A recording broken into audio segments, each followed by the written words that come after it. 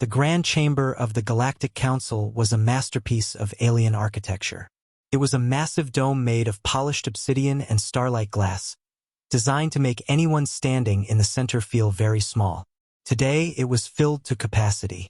Representatives from over 300 species filled the tiered seating. The air was thick with the hum of translation earpieces and the quiet murmurs of 100 different languages. In the center of the room stood Ambassador Sarah Lynn. She was a human, a species that had only been part of the Council for 200 years. In the grand timeline of the galaxy, 2 centuries was nothing. But in that short time, humans had made themselves indispensable. They were the builders, the fixers, the universal interface. They did not have the physical strength of the Kthar, the long lifespans of the Vul, or the raw processing power of the silicon mines. But humans had something else.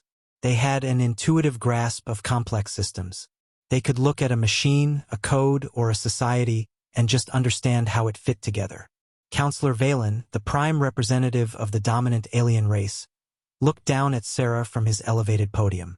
Valen was tall, with pale blue skin and sharp, angular features. He wore the heavy gold robes of his office. He did not look happy. Ambassador Lin, Valen's voice boomed through the chamber, translated instantly into the native tongue of every listener. The Council has reviewed your proposal.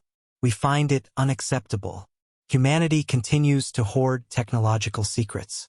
You control the hyperlane navigation algorithms. You manage the quantum entanglement grids. You hold the keys to the molecular assemblers that keep our worlds fed and healed. This is a monopoly. It is a threat to the security of the Galactic Council. Sarah Lynn did not flinch. She stood perfectly still. She was a small woman compared to Valen, but her presence in the room was heavy. She adjusted the microphone at her podium. "Counselor Valen," Sarah said. Her voice was calm, clear, and perfectly modulated. "We do not hoard secrets. We maintain systems. The navigation algorithms require constant, intuitive adjustment. The quantum grids need biological empathy to balance the load. The molecular assemblers rely on contextual logic that our code provides. We do not lock you out. We simply provide the maintenance." "Excuses," Valen snapped. He slammed a heavy hand on his podium. "The Council has voted. We are imposing severe sanctions on human trade. Furthermore, we are demanding that you hand over the master control codes for all infrastructure you manage. You will integrate your systems into the Council's central mainframe. You will no longer act as the sole gatekeepers of galactic survival." A murmur of agreement rippled through the alien delegates. They had been planning this for months. They were tired of relying on humans. They viewed human reliance as a weakness they could exploit. They wanted total control. Sarah Lynn looked around the room. She looked at the Kthar, whose crystalline bodies caught the light. She looked at the Vul, floating in their containment suits. She looked at the silicon mines, their optical sensors glowing in the dark. She had spent 10 years on this station. She had built friendships, negotiated peace treaties, and fixed a dozen crises that would have torn the galaxy apart. She looked back at Valen. Her expression did not change. There was no anger in her eyes. There was no fear. There was only a deep, profound pity. "You do not understand what you are asking for," Sarah said softly. The translation earpieces carried her quiet voice to every corner of the room. "Our systems are not just code. They are a philosophy of engineering. They require human intuition to function safely. If you force us to hand over the master codes, the systems will not integrate. They will degrade. We have the finest engineers in the galaxy," Valen boasted. "Our silicon mines can process 1 trillion calculations a second. We do not need human intuition.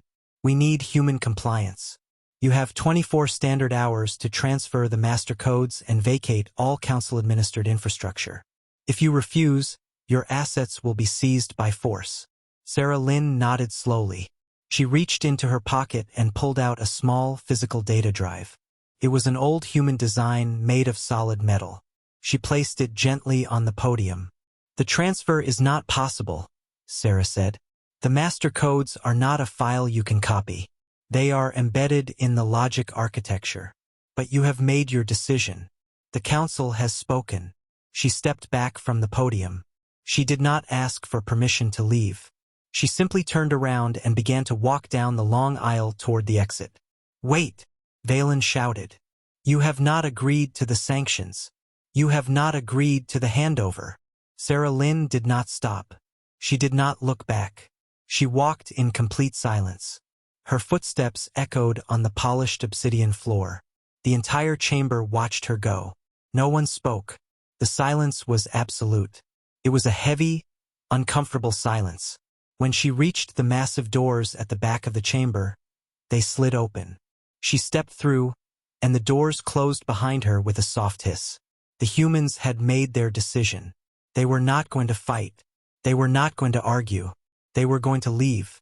Deep in the lower levels of the station, Chief Logistics Engineer Elias Thorne was watching the countdown on his datapad.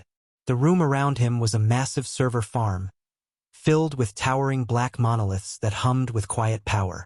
These were the physical nodes that connected the human maintenance network to the council's grid. Time to departure, Chief? Asked Maya, his deputy. She was young, brilliant, and currently packing a physical toolbox. She preferred physical tools even though everything was digital. It gave her something to do with her hands. 12 minutes, Elias said. He did not look up from his screen.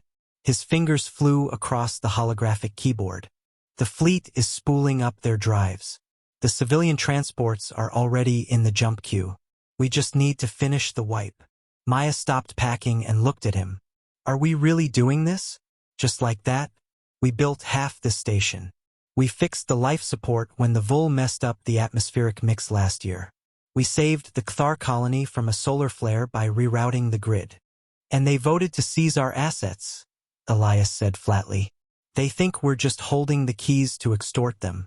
They don't realize the keys are glued to the locks. If we stay and try to explain it, they'll put us in labor camps and force our engineers to work until we drop. The ambassador made the call. We're leaving. Elias tapped a final sequence on his screen. Progress bar appeared. Purging proprietary logic cores. 10%, 40%, 80%. What about the ghost keys? Maya asked. The ghost keys are deleted, Elias said. The deep-level intuitive subroutines are gone. The basic operating systems are still running. The lights will stay on. The water will keep flowing. The ships can still fly. But the autopilot is all they have now. The system is stable for now. 100%. Purge complete. Elias closed the datapad. He picked up his jacket.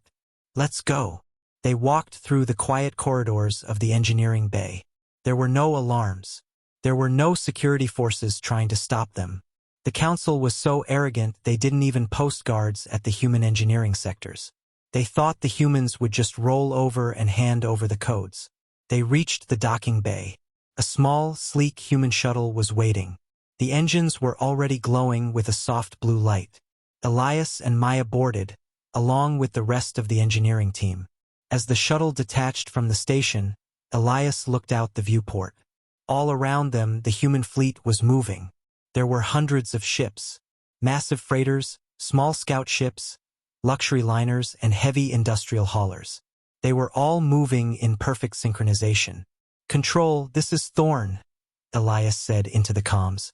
Engineering is clear. We are ready to jump.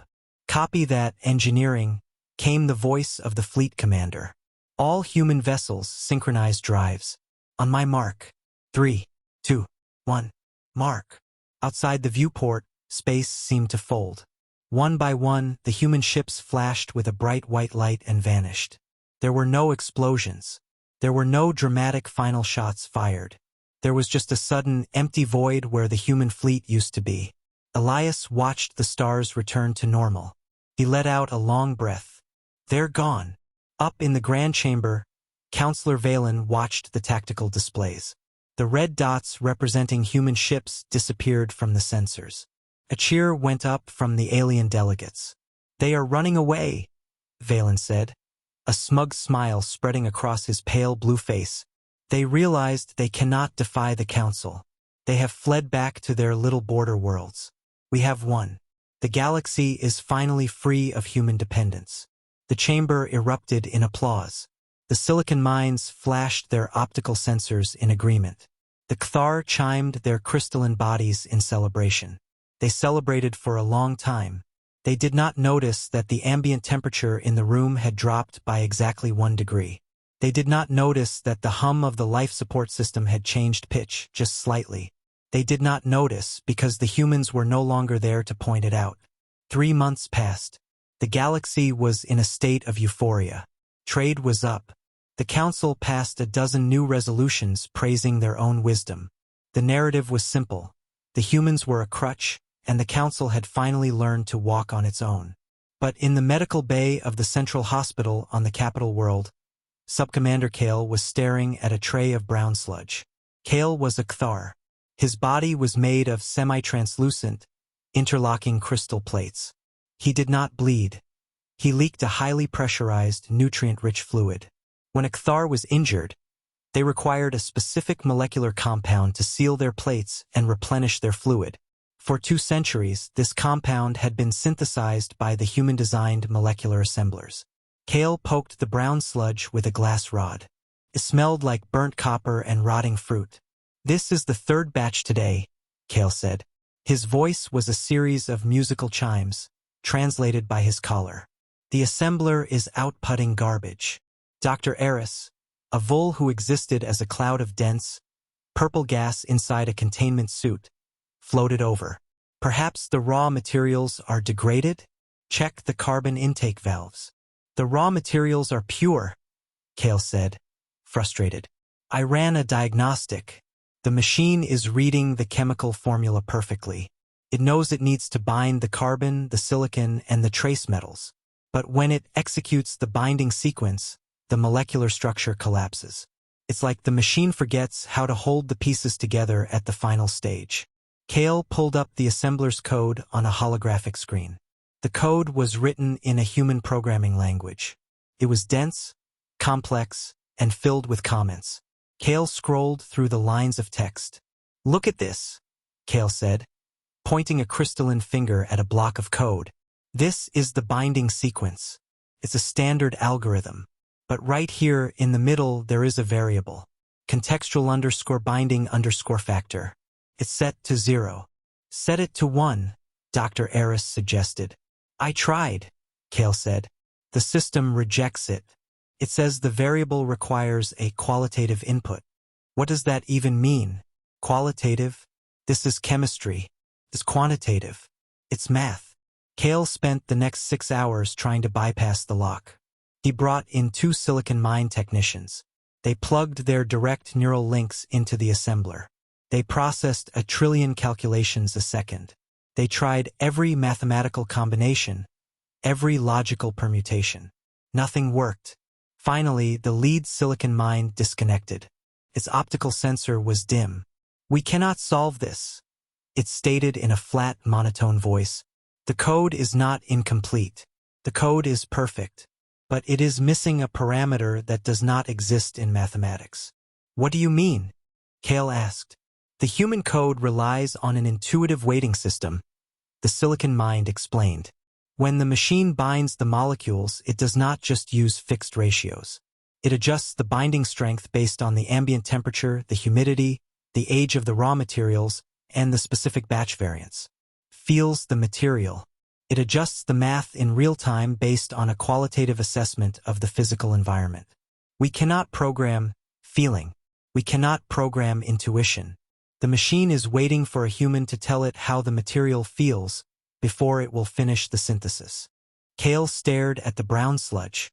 A Kthar warrior had died this morning because they ran out of the sealing compound. The medical bay was out of supplies. "Can we build a new assembler?" Kale asked. "Yes," the silicon mind said. "But it will take 4 years to design a new molecular binding algorithm from scratch. And it will likely be less efficient than the human design." Kale slumped against the wall. His crystal plates clinked together. This was just one hospital. There were 10,000 hospitals across the council worlds. They all used human-designed assemblers. The first crack in the galaxy's foundation had just appeared. and no one in the grand chamber was listening.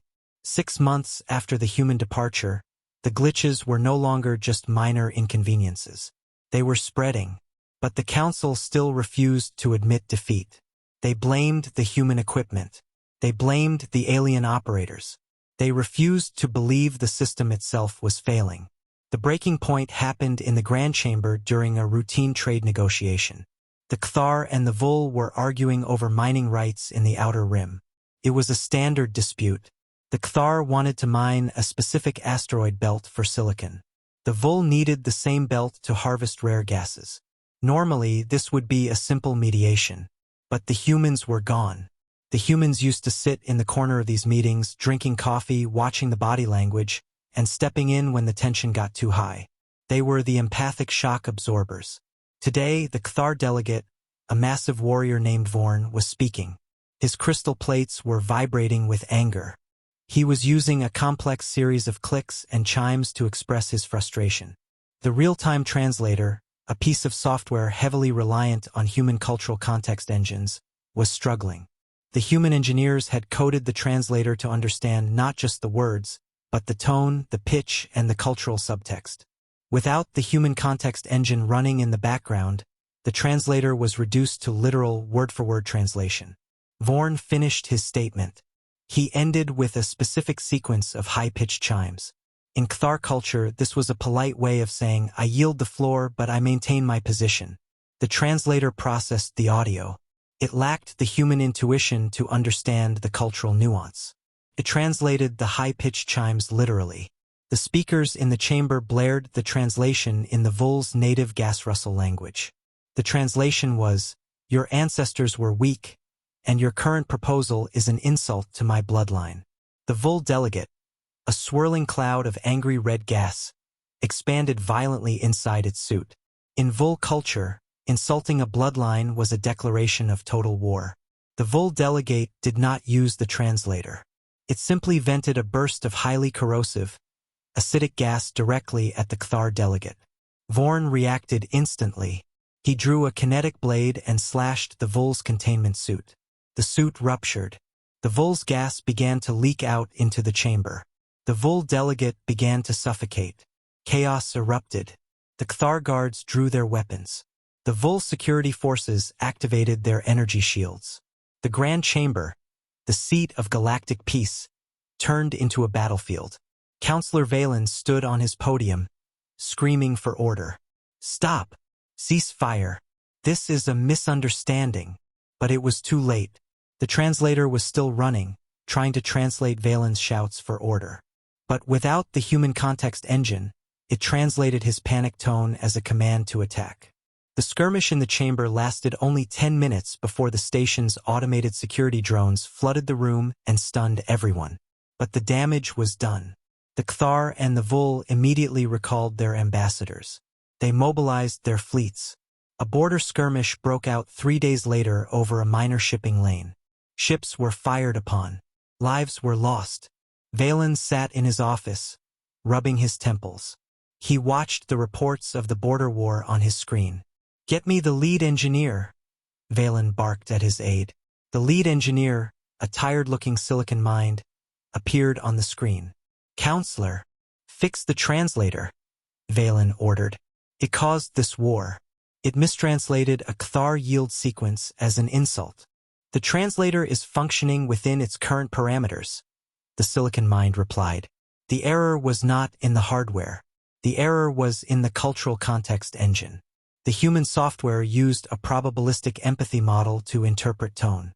We do not have that model. We cannot build it. Empathy is not a mathematical variable." "Then rewrite the code," Valen shouted. "We cannot rewrite a philosophy," the silicon mind said simply. "The humans built the translator to understand how a species feels, not just what they say. We only understand what they say. The machine is doing exactly what we told it to do. It is translating words. It is not translating meaning." Valen cut the connection. He stared at the blank screen. For the first time, a cold knot of doubt formed in his stomach. He looked out the window at the stars. The galaxy felt different, felt colder, felt sharper. Without the humans to smooth the edges, the galaxy was tearing itself apart. 9 months after the departure, the physical infrastructure of the galaxy began to fail. The medical assemblers were still producing sludge. The translators were still causing diplomatic incidents. But now the hyperlanes were breaking. Hyperlane navigation was the most complex system the humans managed. Slipspace, the dimension ships used to travel faster than light, was not a physical place. It was a non-Euclidean nightmare of shifting geometry and fluctuating gravity. A ship entering slipspace didn't just fly in a straight line. It had to constantly adjust its trajectory to avoid spatial eddies, gravity wells, and dimensional tears. For 200 years, human course correctors sat in navigation centers across the galaxy. They didn't just use math. They used intuition. They could look at a shifting slipspace map and feel where the safe paths were. They adjusted the hyperlane buoys in real time, keeping the lane stable for the massive freighters and passenger liners. When the humans left, the Council replaced the course correctors with automated AI buoys. The AI buoys used pure mathematics to calculate the safest routes. It worked for a while.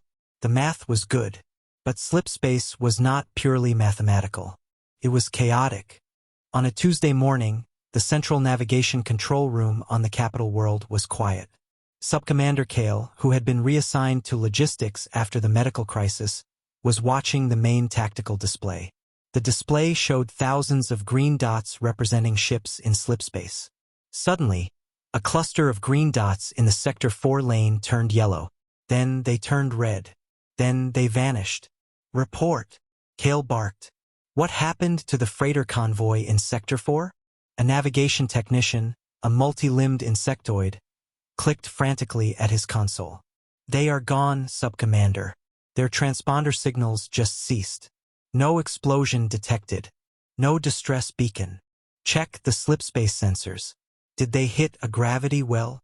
"No, sir. The lane was clear. The AI buoys calculated a safe route. But wait." The technician's mandibles twitched. The lane geometry shifted. A microeddy formed in slipspace. The AI buoys did not detect it because the eddy was too small to register on the mathematical sensors. But it was enough to collapse the slipspace bubble around the convoy. Kale stared at the screen. Collapsed the bubble? What does that mean?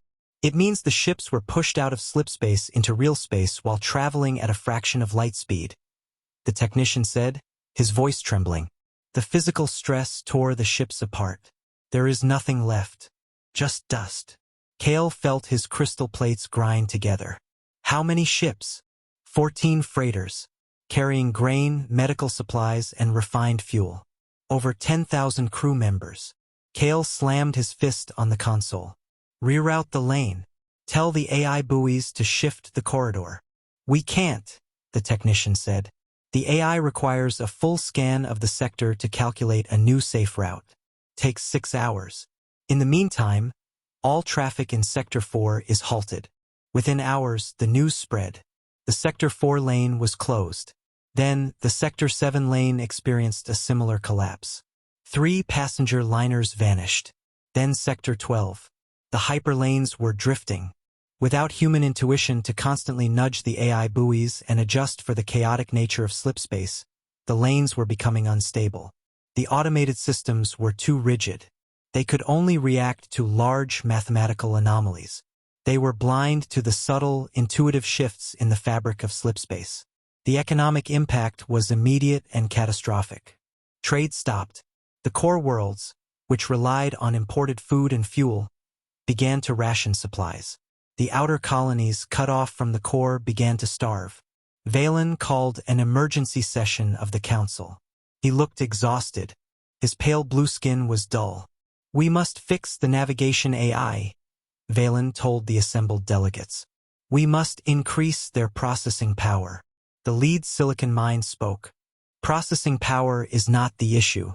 The issue is the paradigm." The human course correctors did not just calculate the lane. They anticipated the lane. They used a heuristic model based on experience and intuition. They knew that a slight fluctuation in the background radiation meant a microeddy was forming. Our AI does not anticipate. It only reacts. By the time it reacts, the ship is already dead. Then bring the humans back, a Kthar delegate chimed. Bring them back and force them to fix it. We cannot, Valen said quietly. Their communication channels are closed. Their border is sealed. They are not answering our hails. The chamber fell into a heavy, terrified silence. The realization was finally sinking in. The humans had not been hoarding power. They had been bearing a burden, and the council had forced them to drop it. 1 year after the human departure, the ultimate crisis arrived. The galactic capital was powered by the core grid. The core was a massive, artificial star contained within a magnetic and gravitational dampening field. It provided limitless, clean energy to the entire capital world and the surrounding system. The dampening field was a masterpiece of human engineering. It was not just a shield. It was a dynamic, breathing entity. The core was volatile. Pulsed, it flared, it shifted. The human-designed dampener adjusted to these shifts in real time, absorbing the excess energy and feeding it back into the grid. It required a delicate, intuitive balance. It was like holding a wild animal in a cage. You had to feel its movements and adjust your grip constantly. When the humans left, the council replaced the human operators with a rigid, automated dampening algorithm. The algorithm was designed to hold the field at a fixed static strength. For a year, it held.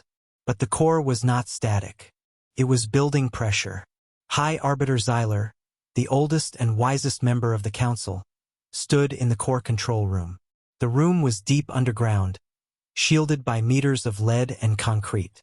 In the center of the room, behind a massive wall of transparent aluminum, the core burned. It was a blinding sphere of white-hot plasma. But today, the white light was flickering. It was shifting to an angry, violent purple. The room was shaking. Dust fell from the ceiling. Alarms were blaring, a harsh, rhythmic klaxon that grated on the nerves. Valen ran into the room, out of breath. Xyler, what is happening? The surface reports are saying the tectonic plates are shifting. The orbital stations are losing power. Xyler did not look at him. He was staring at the telemetry data. The core is destabilizing. The dampening field is failing. Fix it, Valen shouted. Increase the field strength. Push the algorithm to maximum output. We tried, Xyler said, his voice terrifyingly calm. The algorithm is holding the field at maximum static strength. But the core is not pushing against the field with static force. It is pulsing. It is shifting its frequency. The static field cannot absorb the shifting frequency. The energy is bouncing back. It is building up inside the containment chamber. Then change the algorithm. Make it dynamic. We cannot, Xyler said. He finally turned to look at Valen. His old, multifaceted eyes were full of sorrow. The human dampener was not just a machine. It was a philosophical engine. It was designed to absorb chaos and turn it into order. It required a human mind to interpret the chaos, to understand the rhythm of the core, and to adjust the field dynamically. Our AI cannot understand chaos. It only understands order. It is trying to force order onto a chaotic system. It is making it worse. The room shook violently. A crack appeared in the transparent aluminum wall. A jet of superheated plasma hissed through the crack, instantly vaporizing a control console. We have minutes, Xyler said. When the field collapses, the core will expand. It will consume the capital world in seconds. Then it will consume the rest of the system. Valen fell to his knees. The smug arrogance that had defined him for a year was completely gone. He was just a terrified politician facing the end of his world. Send a message, Valen whispered. What? Xyler asked. Send a message to the human frontier, Valen said, his voice rising in desperation. Send it on all frequencies. Use the emergency quantum entanglement buoys. Beg them. Offer them anything. Gold, territory, technology. Just tell them we need them to come back and fix the core. Xyler nodded. He moved to the emergency console. He bypassed the standard communication protocols and activated the deep space quantum buoys. These buoys were the last pieces of human infrastructure still running at full capacity. Broadcasting on all human frequencies, Xyler said. His hands shook as he typed the message. Ambassador Lin. Chief Engineer Thorne. This is High Arbiter Xyler and Counselor Valen. The core is failing. The dampening field is collapsing. We were wrong. We understand now. Please, we beg you, come back. Save us. Xyler hit the transmit button. The message shot out of the capital system, traveling through the quantum entanglement network, bypassing the broken hyperlanes, heading straight for the distant sealed borders of the human frontier. Then they waited. The room continued to shake. The purple light of the core grew brighter, hotter. The transparent aluminum wall began to groan. 5 minutes passed. Felt like a lifetime. Suddenly, the main screen in the control room flickered. The blaring alarms were abruptly cut off. The shaking stopped, just for a second, as the automated systems diverted all power to the communication array. A face appeared on the screen. It was Ambassador Sarah Lin. She looked exactly the same as she had a year ago. Calm, composed, sitting in a clean, well-lit office. Behind her, through a large window, Valen could see a lush, green planet. It was Earth or a colony that looked just like it. It looked peaceful. Ambassador Lin, Valen gasped, scrambling to his feet. Thank the stars. You received the message. You have to send the repair teams. The core is going to breach. We need the human operators to stabilize the dampening field. Sarah Lin looked at him. Her expression was not angry. It was not triumphant. It was deeply, profoundly sad. Counselor Valen. High Arbiter Xyler, Sarah said. Her voice was clear and steady. We received your message. We have been monitoring the core's telemetry since the fluctuations began 3 days ago. Then you know we are going to die, Valen said. Send the teams. Please. We are not sending the teams, Sarah said. Valen froze. What? Why? We will pay you. We will give you whatever you want. It is not about payment, Sarah said. It is about understanding. We warned you. We told you the systems required human intuition. We told you that the silence was not peace. It was patience. You chose to ignore us. You chose to believe that you could replace our philosophy with pure mathematics. We were wrong, Valen shouted. We admit it. We were wrong. Just save us. If we come back and fix the core, what happens next year? Sarah asked. When the next crisis happens, will you listen to us then? Or will you wait until the crisis is over and then try to seize control again? You did not learn the lesson, Valen. You just learned how to beg. Valen opened his mouth to argue, but Xyler placed a hand on his shoulder. The old arbiter looked at the screen. Ambassador, Xyler said softly, you are condemning billions to death. Is this justice? It is not justice, Sarah said. It is consequence. We did not break the core. You did. You broke the system by removing the maintainers. We are not your gods, Xyler. We are just engineers. And our contract is terminated. Sarah Lin reached off-screen and picked up a physical datapad. She looked back at the camera. However, she said, we are not monsters. We will not let the capital world burn if we can prevent it. But we will not fix your machine for you. She tapped the datapad. I am transmitting a data packet to your mainframe. It contains the manual override codes for the core's physical venting system. You cannot stabilize the dampening field, but you can vent the excess plasma into space. It will destroy the orbital shipyards. It will cause massive power grid failures on the surface. It will set your civilization back by 50 years. But the planet will survive. The core will not breach. Valen stared at the screen. You're telling us to blow up our own infrastructure. I am telling you to take responsibility for your own machine, Sarah corrected. You wanted control. Now you have it. You have to make the hard choices. You have to live with the consequences. The screen began to fade. Wait, Valen cried. What about the rest of the galaxy? The hyperlanes? The medical assemblers?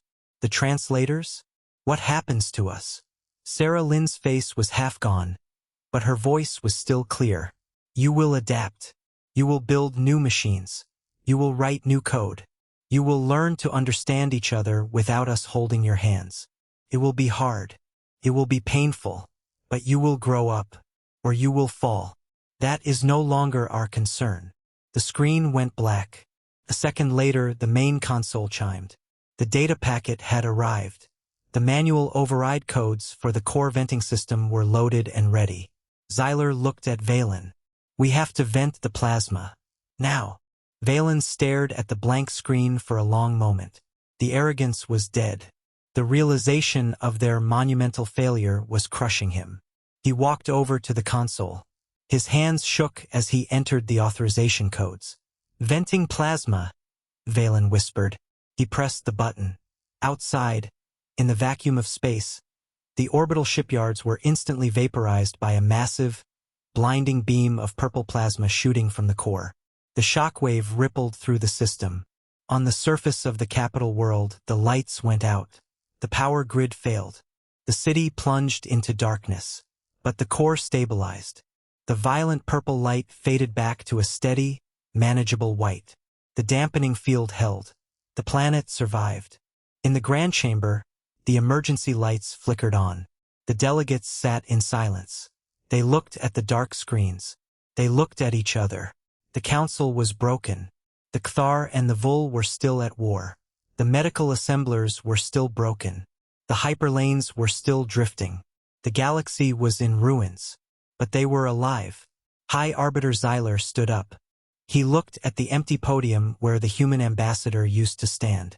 We walked away in silence, Xyler said softly to the empty room, repeating the final words of the human legacy.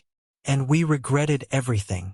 Far away, across the vast, dark expanse of the galaxy, the human fleet was building a new world. They were building it slowly. They were building it carefully. They were building it together. They did not look back. They had work to do. The end.